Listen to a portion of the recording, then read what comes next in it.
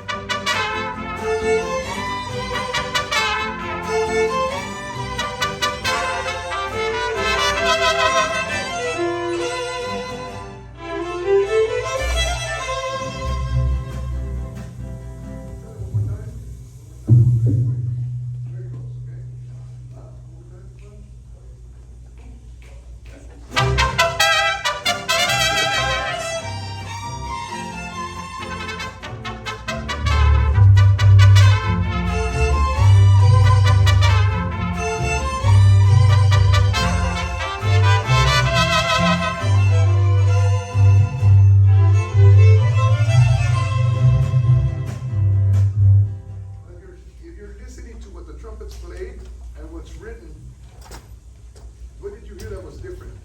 What articulation did you hear that was different from the music? Let's see if anybody caught it. That's a measure 12. He went, he didn't sort of,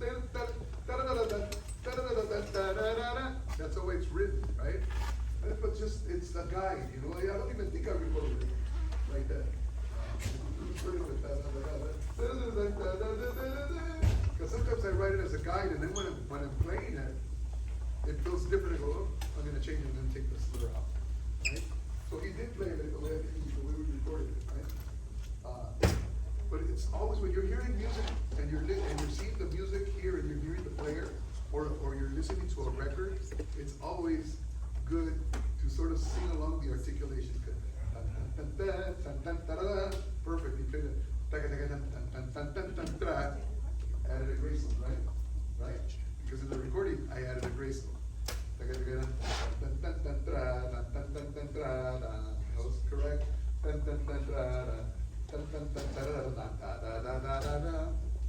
Okay? Let's hear it one more time, okay? And try to follow the articulation.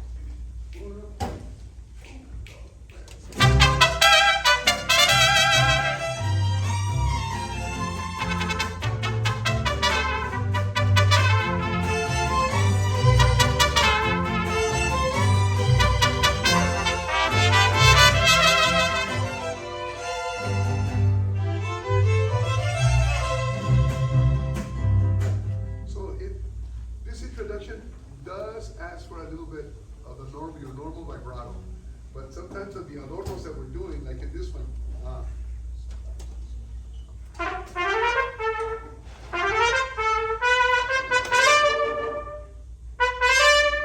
it's more of a thinner vibrato. We could get away with that sometimes, or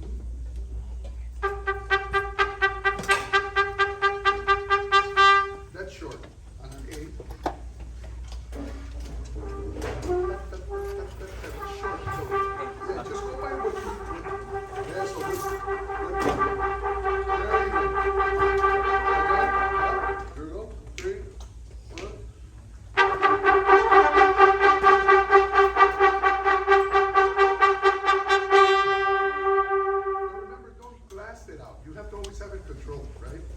Even if you play aggressive, it's got to be controlled, a controlled type of aggressive type of interpretation. This is more.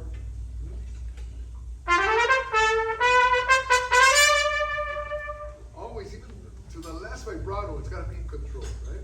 So let's try it one more time. Dun, dun, dun, dun, dun, dun, dun. Ready?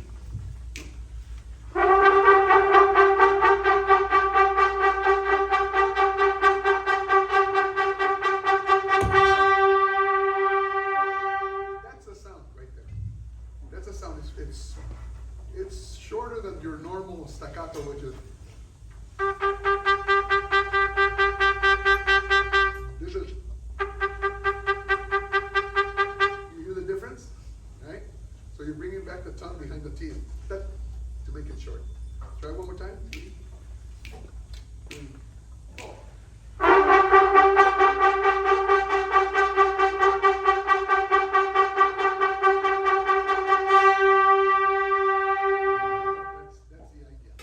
That's the idea too.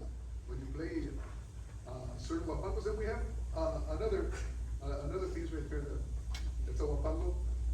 That's pretty short. If you notice, I wrote some articulations. We never used to do it before. It's a lot of the trumpet players 30 years ago. When they played the trumpet, they were all singing, right? So they all had a certain way of playing, of interpreting when they play. Now we get a little bit more sophisticated when we write music. We have to add some articulations once in a while. I don't know if you guys could you guys go ahead? You guys have one read this one? Let you go. Yes. 1, 2, 3. Okay, let's play. Son para 5. ¿Quién toca y quita trompeta? Let's try that. No? So if you notice, look what the first trumpet player is playing, and what the second trumpet player is playing. They're playing sort of together in thirds. And look what the third trumpet player, he's playing something completely different. And the fourth and fifth trumpet player is playing something different. Let me hear that, okay? Here we go.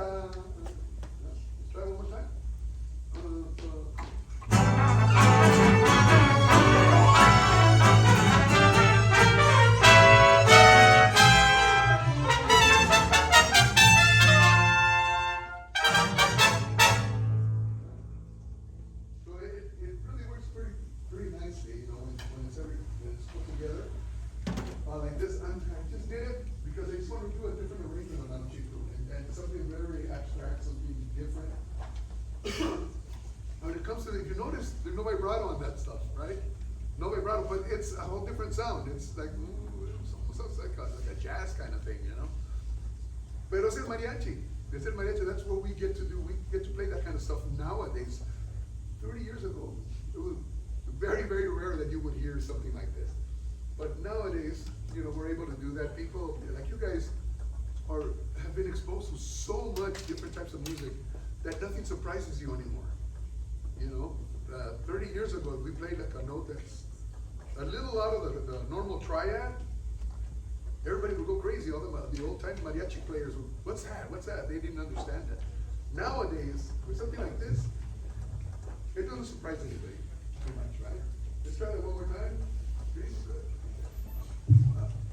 Okay, good.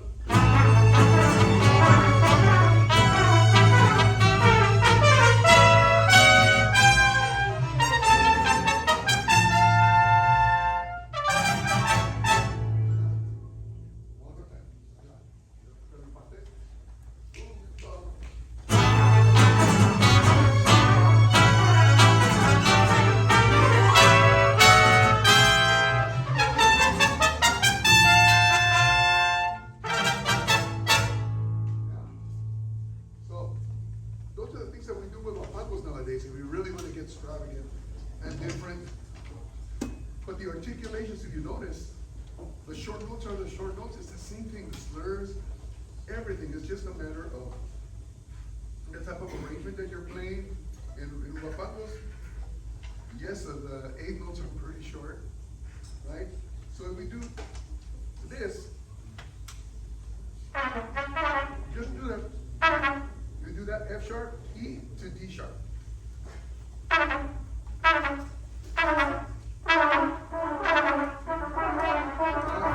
there you go. Listen to it. Yeah, because then you go like this. So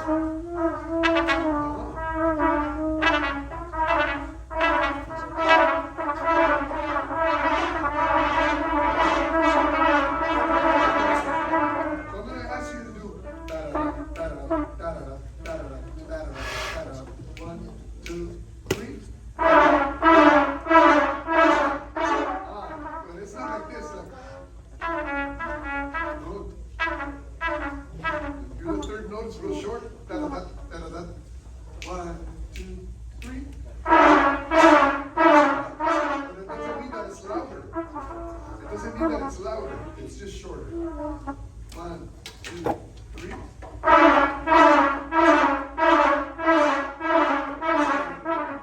So you start getting these little phrases and you start playing them correctly, and then when you come up and maybe in another song, you're not struggling with it anymore, right? We're gonna play for the last time. We're gonna play the up and lower. There's a part that I could not. Huh? Oh no. Oh, whoa.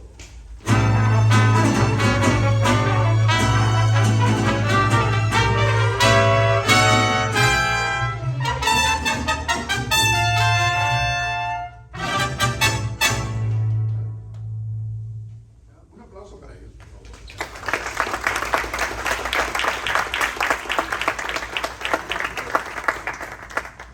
Ahora para cantar, aquí le cantan. Yo no, también el canto. But let's move on to the next